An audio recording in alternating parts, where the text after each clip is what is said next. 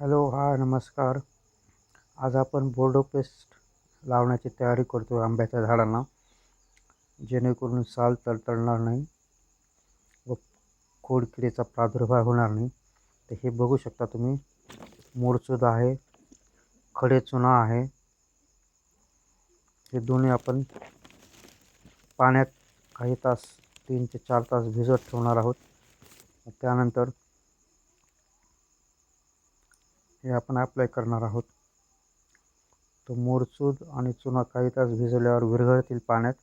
वेगवेगळे भिजवायचे, पाण्यात समप्रमाणात घ्यायचे. तुम्ही 1 किलो मोडसूद घेतला असेल, त्याला कॉपर सल्फेट म्हणतात, तर 1 किलो चुना घ्यायचा व तो पाण्यात भिजत ठेवायचा. चुन्याची उष्णतेने पाणी गरम होते, खडे फोडायचे. असं ढवळत राहायचं, कारण लवकर विरघळत नाही.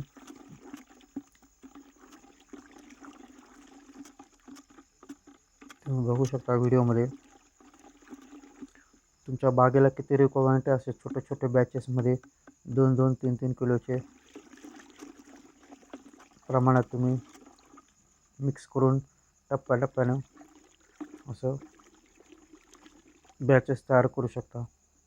नंतर हे द्रावण असं आहे बघा, हलकासा आकाशी निळा रंगाचा होतो दोन्ही मिक्स केल्यावर. ते ढवळत राहायचं सारखं.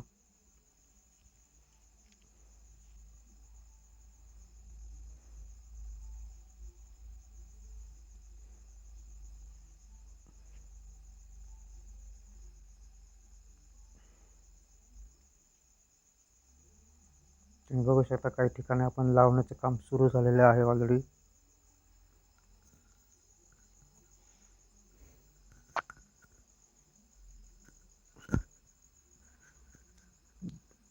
झाडाच्या बुडापासून वर जिथं फांद्याची ब्रँचिंग होत आहे तिथपर्यंत तुम्ही करू शकता हे, जेणेकरून तिथंपर्यंत खोडकिडा किंवा त्याचा अळीचा प्रादुर्भाव होणार नाही.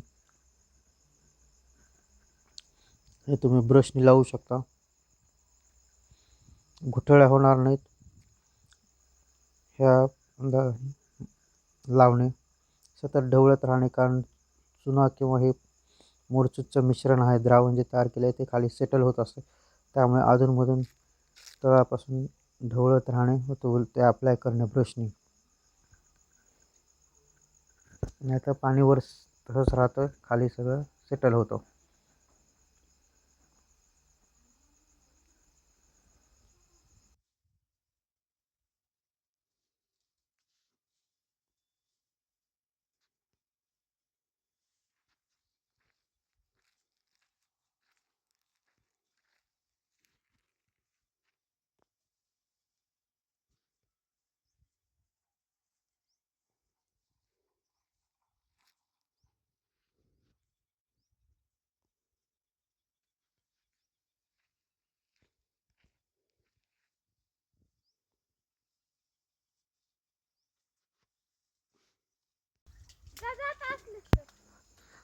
तुम्ही बघू शकता इथं ब्रशने अप्लाय करणं चालू आहे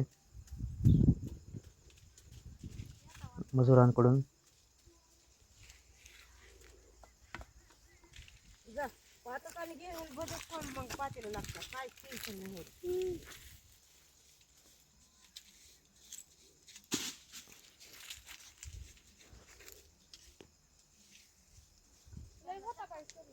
हे सुकल्यावर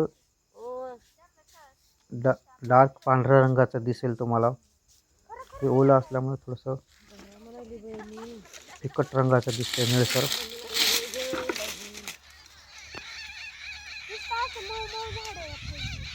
धन्यवाद. चॅनलला लाईक, सबस्क्राईब